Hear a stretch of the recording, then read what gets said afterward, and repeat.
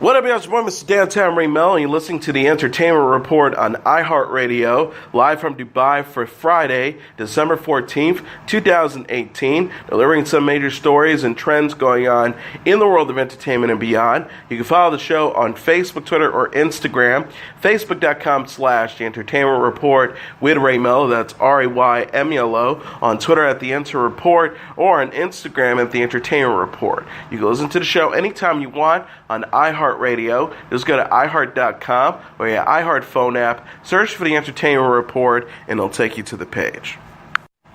Jason Momoa admits he was shocked when he got the call to play Arthur Curry, a.k.a. Aquaman, and not some evildoer in the DC Cinematic Universe. Filmmaker Zack Snyder first asked the Game of Thrones and Red Road tough guy to play the speed-swimming superhero in the 2017 ensemble picture Justice League before spinning him off into his own movie Aquaman, which is due in theaters December 21st. Momoa recalled at a press conference in New York, "I wish I had a picture of my face. I'm the last person who should be hired for Aquaman. I thought it'd be a villain." The 39-year-old actor is of Hawaiian, German, Irish, and Native American descent. Went on to say that he initially thought someone like his blonde, Caucasian co-star, Patrick Wilson, would get the job since he more closely resembles how Aquaman appears in the comic books. Snyder had the radical idea to cast against type, however. He said when it added to the team of Justice League was something we hadn't seen. Momoa said of the movie, which co-stars Ben Affleck, Henry Cavill, Gal Gadot, Ezra Miller, and Ray Fisher. He also added, to be the first mixed-race superhero at 2018, you're like, really, is there not one? That is a huge honor. Executive produced by Snyder and directed by James Wan, Aquaman is an action-packed, visually stunning, and frequently funny origin tale that explains how Arthur was born in New England as the son of Atlantia, Queen of Atlantis, and Thomas Curry, a human lighthouse keeper. Netflix has announced plans to release in 2019 a time-traveling drama titled See You Yesterday that is produced by filmmaker Spike Lee.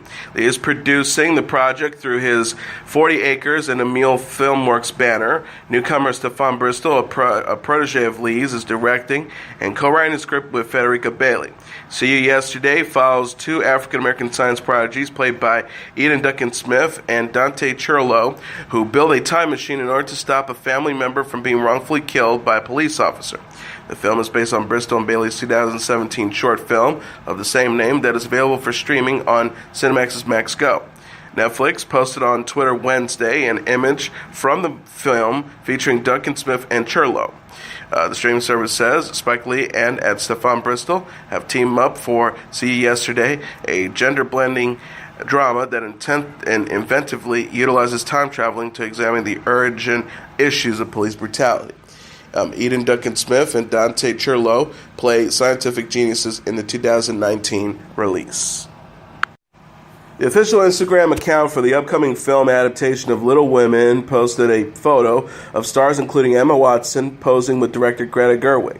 The photo, tweeted by Watson before becoming the first post of the film's newly created Instagram account, shows Lady Bird director Greta Gerwig posing with stars Watson, who plays Meg March, Saoirse Ronan, who plays Jo March, Florence Pugh, who plays Amy March, Eliza Scanlon, who plays Beth March, and Timothy Chalamet, who plays Theodore Lawrence. The photo offers a first look at the actors in their costumes from the upcoming film, an adaptation of Louisa May Alcott's 1868 novel of the same name. Little Women, due out in December 2019, also stars Meryl Streep, Laura Dern, Bob Odenkirk, and Chris Cooper. Stephan James says he thought a lot about Kalief Browder as he played the wrongfully incarcerated Fonny in Barry Jenkins' new drama If Beale Street Could Talk. Browder spent 3 years in a New York prison without a trial for allegedly stealing a backpack when he was 16. He killed himself in 2015, 2 years after he was released. He was 22. James is 24, told UPI in a recent phone interview, "I saw Fonny as a vessel to speak for Kalief and to speak for so many other young men across this country who are going through the same sort of ordeal." Adding Browder's story also helped him understand the mental and physical abuse one might suffer behind bars. Co-starring Kiki Lane, Regina King, Coleman Domingo, Brian Tyree Henry, and Michael Beach. The film adaptation of James Baldwin's 1974 novel Beale Street Could Talk is a nominee for Best Drama Golden Globe and was also included in the National Board's review of the top 10 films of 2018. Winner and director of Moonlight, Oscar winner Jenkins, says that Beale Street is set in Harlem and follows Fonny as he is mistakenly accused of raping a stranger. The U.S. Library of Congress has added Brokeback Mountain, The Jurassic Park, My Fair Lady, and The Shining to the National Film Registry. Other movies recognized this year for their cultural, historic, and aesthetic importance were Bad Day at Black Rock, Broadcast News, Cinderella, Days of Wines and Roses, Dixon Wanamaker, Expedition to Crown Agency, and Eve's Bayou. Also included in the roster were The Girl Without a Soul, Hairpiece, a film about nappy-haired people, Hearts and Minds, HUD, The Informer, Leave Her to Heaven, The Lady from Shanghai, Monterey Pop, On the Town, One-Eyed Jacks, Pick Up on South Street, Rebecca, Smoke Signals and Something Good, Negro Kiss. Librarian in Congress, Carla Hayden, said in a statement, the National Film Registry turns 30 this year, and for those 3 decades we have been recognizing, celebrating, and preserving their distinct media. These cinematic treasures must be protected because they document our history, culture, hopes, and dreams. The movies must be at least 10 years old to be considered for inclusion on the registry. 25 are chosen each year. Netflix announced on Twitter Thursday that Diego Luna and Scott McNary will be returning for Narcos Mexico Season 2. The streaming service also stated that production on the new season is underway in Mexico City. Narcos Mexico, from showrunner and executive producer Eric Newman, is a revamp of Netflix's Narcos series that explores the origins of the modern drug war. Luna stars in the first season as drug lord Felix Gallardo, the leader of the Guadalajara cartel. McNary serves as a narrator on the first season, who later appears as DEA agent Walt Breslin. Netflix recently renewed Narcos Mexico for a second season after the first season premiered in November. Netflix has also announced that Season 2 of Marvel's The Punisher, starring Jon Bernthal in the title role, will debut on the streaming service in January. Netflix released on Twitter Wednesday a short teaser clip that featured the Punisher's signature skull logo being spray-painted onto a black surface. Netflix says, time to reload, #The Punisher, Season 2 is coming. An exact premiere date was not given. The company also provided a brief glimpse of Bernthal entering into a van and driving back into action at the end of a highlighted video that showcased all of the content coming to Netflix in January. New cast members Josh Stewart, Fiorina Lima, and Georgia Wickham will be joining Bernthal in Season 2. The Punisher Season 2 comes as Netflix has canceled each of its Marvel shows after a new season debuted, including Iron Fist, Luke Cage, and Daredevil. Only The Punisher and Jessica Jones have yet to be canceled. Will Ferrell and John C. Reilly appeared on Jimmy Kimmel Live together to discuss their friendship and promote their upcoming comedy film, Holmes and Watson. Reilly says, I did like Will right at the outset of meeting Ferrell, his freaking comedy partner in films such as Talladega Nights, The Ballad of Ricky Bobby, Step Brothers, and Anchorman 2, The Legend Continues. Reilly said he met Ferrell through Saturday Night Live alum Molly Shannon and felt that he really connected with the comedian after appearing in Talladega Nights. Reilly continued, I feel like we did develop quite a real relationship before. Ferrell said that one of his favorite things about Reilly is how he announces he's going to the bathroom by saying, I'm going to take a trip to Dusseldorf. The pair ended the interview by singing together Peaches and Herbs Reunited. Kimmel says, to see men express their affection is a really beautiful thing. Holmes and Watson, featuring Ferrell taking on the role of iconic detective Sherlock Holmes, with Reilly as his partner John Watson, is set to arrive in theaters on December 25th. Jeffrey Dean Morgan is set to reprise his role as John Winchester on the CW Supernatural for the show's 300th episode. Morgan was last seen as John in the 2007 season 2 finale, where his character sacrificed himself to save his sons, Dean, played by Jensen Ackles, and Sam, played by Jarek Paladecki. The 300th episode, titled Lebanon, is set to premiere on February 7th. Executive producer Andrew Dabb said in a statement, we're incredibly excited to have Jeffrey back for this milestone episode, and think fans will love what we have planned for his character and a few other surprises guest stars. Morgan, who continues to star as the villainous Negan on AMC's The Walking Dead, previously announced in 12 episodes of Natural. Miley Cyrus will return to acting in the popular anthology show Black Mirror. The 26-year-old singer and an actress confirmed the news Wednesday in an interview with The Howard Stern Show. Cyrus told host Howard Stern she recently filmed her scenes for the Netflix series in South Africa. She kept details about her character under wraps, but said she's proud of her performance. The star says, it was the first time that I've left somewhere feeling really proud of my work. She also added, I played one character, but I play a lot of different sides of that character, and there's a lot of dimension to it. The former Disney star said she channeled the experience of losing her home to the California wildfires while playing the title role. She says, I've learned a lot about myself, and I think I was able to kind of use that and put that into it. Maybe I love it because I love the memory attached to it, because somehow art and life were imitating each other the whole time. Cyrus came to fame on the Disney Channel series Hannah Montana and has since starred in the Amazon show Crisis in 6 Scenes. She explained her reluctance to take on big acting projects in an interview with Wonderland in April. The singer says, my attention span doesn't love the idea of focusing on being on one project for so many months, especially being a character, and not getting to be myself for that amount of time. She added, I get really deep into the characters I play, just like I do with music, so for right now, I'm so content with where I am. Being someone else doesn't sound that fun to me. Dirty Dancing and Red Oaks actress Jennifer Grey confirmed on Twitter she is appearing in the medical drama Grey's Anatomy.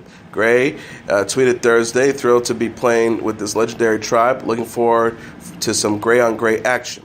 TVLine.com reported that Dancing with the Stars season 11 champ will be featured in a multi-episode mid-season story arc. No details about her character were immediately available. Set in Seattle, Grey's Anatomy stars Ellen Pompeo, Justin Chambers, Chandra Wilson, James Pickens Jr., Kevin McKidd, and Jesse Williams. The show is now in its 15th season on ABC. The MTV docuseries Lindsay Lohan's Beach Club is set to debut January 8th. The 2-minute trailer released Thursday shows the Mean Girls and Freaky Friday actress trying to reinvent herself by running a luxurious resort. A press release says Lohan returns to the spotlight as a powerful entrepreneur with the launch of her new club, Lohan Beach House, in Mykonos, Greece. Lindsay Lohan's Beach Club features Lohan's creative partner and trusted right-hand man, Panos Spenstos, who helps her handpick team of nightlife industry professionals. Lohan battled substance abuse and legal issues that derailed her once bright career for years. The actress made a rare red carpet appearance last month at the MTV European Music Awards in Bilbao, Spain. She starred in the Sky One series Sick Note this year, following a 4-year hiatus from television. Tyra Banks confirmed in September that Lohan will appear in the life-size TV movie sequel. Lohan's last big-screen appearance was in 2013's The Canyons. As good as it gets, actor Greg Kinnear and The Walking Dead alum Stephen Yeun are to co-star in an episode of the new version of the Twilight Zone. Filmmaker Jordan Peele is to host and narrate the sci-fi anthology series, which is to debut in 2019 on the CBS All Access streaming service. Previously announced cast members include John Cho, Sana Lathan, Kamal Najani, Adam Scott, Alison Tolman, and Jacob Tremblay. The original Twilight series premiered on October 2nd, 1959 on CBS. It was hosted by Rod Serling. Oscar-nominated actress Sondra Locke, who is best known for making 6 movies with Clint Eastwood, has died of cancer at the age of 74. She earned an Oscar nomination for her first film, The Heart is a Lonely Hunter, in 1968. Locke died on November 3rd, but her death was not publicized until Radar Online first reported it yesterday. She passed away in California of a heart attack believed to be related to her battle with breast and bone cancer. The Los Angeles County Public Health Department confirmed her death to U.S. media, but did not comment on why it took nearly 6 weeks to come to light. Locke was best known for her decade-long personal and professional relationship with Clint Eastwood, during which acted almost exclusively opposite him in such films as The Gauntlet, Every Which Way But Loose, and Any Which Way You Can. The Tennessee-born actress also starred alongside Eastwood in the 1983 film Sudden Impact, which was the fourth film in the Dirty Harry series. She was nominated for the Oscar for Best Supporting Actress for a role in an adaptation of Carson McCullers' novel The Heart is a Lonely Hunter in 1968. It was Locke's first movie. She told Variety in 1978, "I had never been on a movie set, but it was like coming home." Eastwood and Locke were together for 13 years after they met on the set of The Outlaw of Josie Wales in 1976, which Eastwood both directed and starred in. But in April 1989, Locke's charmed life came to an end as Eastwood broke up with her, she later wrote. The locks were changed and her things were placed outside a home she thought had been a gift from Eastwood. She sued the actor and filmmaker for palimony, and then sued him for fraud, saying a movie development deal he arranged for her was a sham together to drop the palimony suit. They settled the highly publicized lawsuit for an undisclosed amount during jury deliberations in 1996. Locke was 74. And Nancy Wilson, one of the most revered jazz singers of the 20th century, has died. Her manager told the Associated Press she was 81. The singer passed away at her home in Pioneer Town, a small California community north of Palm Springs, after a long illness, according to manager Deborah Hall. Wilson's 3 Grammy Awards, spanning more than 40-year period, with her first coming in 1969 in the Best Rhythm and Blues category for her Capitol single, How Glad I Am. Her last was in 2007, awarded for Best Jazz Vocal Album for Turn to Blue, her final release. She had 7 nominations in all. Wilson's recording career dates back to 1959 when she released Like and Love, an album arranged by the legendary Billy May. Outside of the music intelligentsia, Wilson may be remembered by millions of TV viewers who recalled her 1974-1975 NBC Variety series, The Nancy Wilson Show. She was frequently a guest herself on other variety shows hosted by Carol Burnett, Andy Williams, and Flint Wilson, as well as acting on The Cosby Show and dramatic series like The FBI and Hollywood 5-0. From 1996 to 2005, Wilson was a familiar to NPR listeners as the host of Jazz Profiles, a documentary series that produced more than 190 episodes. The Peabody-winning series remains available as a podcast. She retired in 2011 after performing her last concert in Athens, Ohio, saying, "I'm not going to be doing it anymore, and what better place to end it than where I started, in Ohio." Wilson was 81. Janet Jackson, The Cure, and Radiohead are among the musical acts named to the Rock and Roll Hall of Fame class of 2019. Stevie Nicks, Def Leppard, Roxy Music, and the Zombies will also be included during a ceremony at the Barclays Center in Brooklyn on March 29th. HBO will broadcast the event at a later date. Inductees are recognized for having contributed over 25 years of musical excellence. The Rock and Roll Hall of Fame Museum is located in Cleveland. More than 1,000 artists, historians, journalists, and music industry professionals selected the class of 2019. A fan vote also took place online and at the Hall of Fame Museum. LL Cool J, Devo, John Prine, Kraftwerk, Rage Against the Machine, Todd Rundgren, and Rufus and Chaka Khan did not make the list after being nominated for the Hall of Fame in October. Stevie Nicks will be making history as the first female artist to be inducted into the Hall of Fame twice. She was previously inducted in 1998 as a member of Fleetwood Mac. Bon Jovi, Nina Simone, The Cars, Dire Straits, the Moody Blues, and Sister Rosetta Tharpe made up the Rock and Roll Hall of Fame class of 2018. Ariana Grande's forthcoming single, Imagine, was inspired by the star's failed relationships. The 25-year-old singer said in an Instagram Stories post Tuesday that Imagine will explore denial after a breakup. Grande told fans, "A lot of this album mourns failed yet important, beautiful relationships in my life, as well as celebrity growth, exploring new independence." She says, "But for those of you asking about Imagine, I would say if Thank You Next acceptance, Imagine equals denial." Hope that makes sense. Grande elaborated on Twitter after a fan asked if Imagine explains what's next after a breakup and how to get through it. Grande responded, "Kind of like pretending it never ended, denial, but I look forward to you hearing it and having your own experience with it. You may take away something totally different and specific to your life." Grande later told fans Imagine is more vulnerable of a song than Thank You Next and Seven Rings. Grande released Thank You Next in November. The song is about her previous relationships and names several of her exes, including Pete Davidson and the late rapper Mac Miller.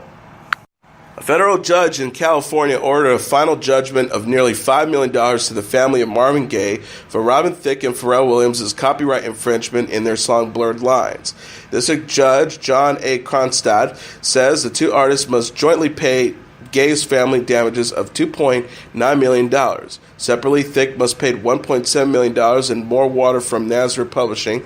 Williams' publishing company must pay $357,631. The final judgment issued Monday was a reduction from the initial $7.4 million judgment.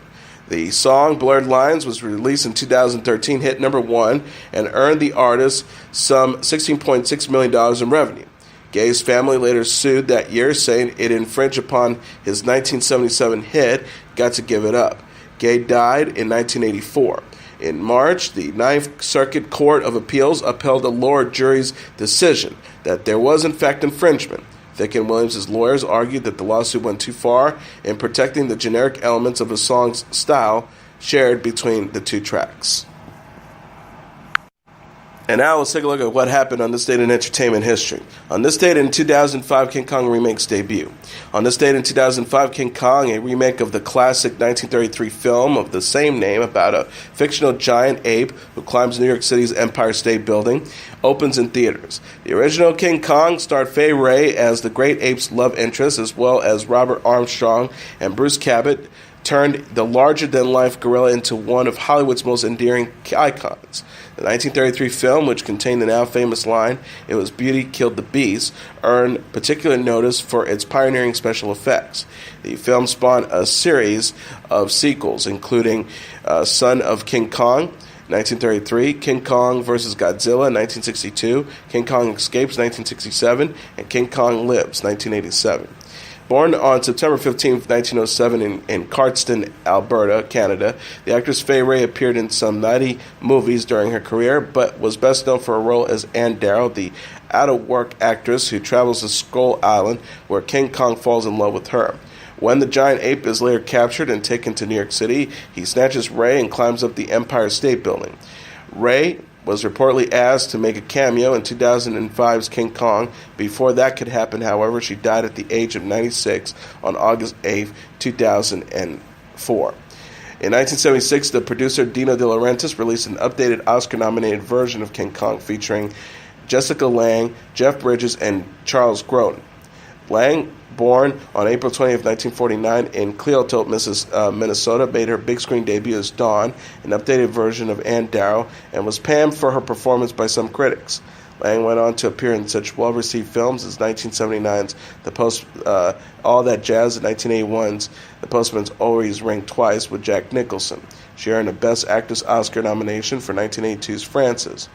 Lange won another Oscar for her supporting role in 1983's Tootsie with Dustin Hoffman. More Best Actress nominations follow for 1984's Country, 1985's Sweet Dreams, and 1989's Music Box. She took home her first Best Actress Oscar for 1994's Blue Sky, co-starring Tommy Lee Jones. Directed by Peter Jackson, the filmmaker behind the multiple Oscar-winning Lord of the Rings trilogy, the 2005 King Kong remake starred Naomi Watts, Adrian Brody, and Jack Black. The film was a box office success and won 3 Oscars awards for editing, sound mixing, and visual effects. And that is your entertainment report for Friday, December 14th, 2018. I'm your host, Mr. Downtown Ray Melo. I'll be back on Monday to deliver some major stories and trends going on in the world of entertainment and beyond. You can follow the show on Facebook, Twitter, or Instagram. Facebook.com/The Entertainment Report with Ray Melo. That's RAYMELO. On Twitter at The Enter Report, or on Instagram at The Entertainment Report. You can listen to this episode or any previous episodes of The Entertainment Report anytime you want on iHeartRadio. Just go to iHeart.com or your iHeart phone app, search for The Entertainment Report, and it'll take you to the page. Everyone have a great weekend. Good night, and God bless you all.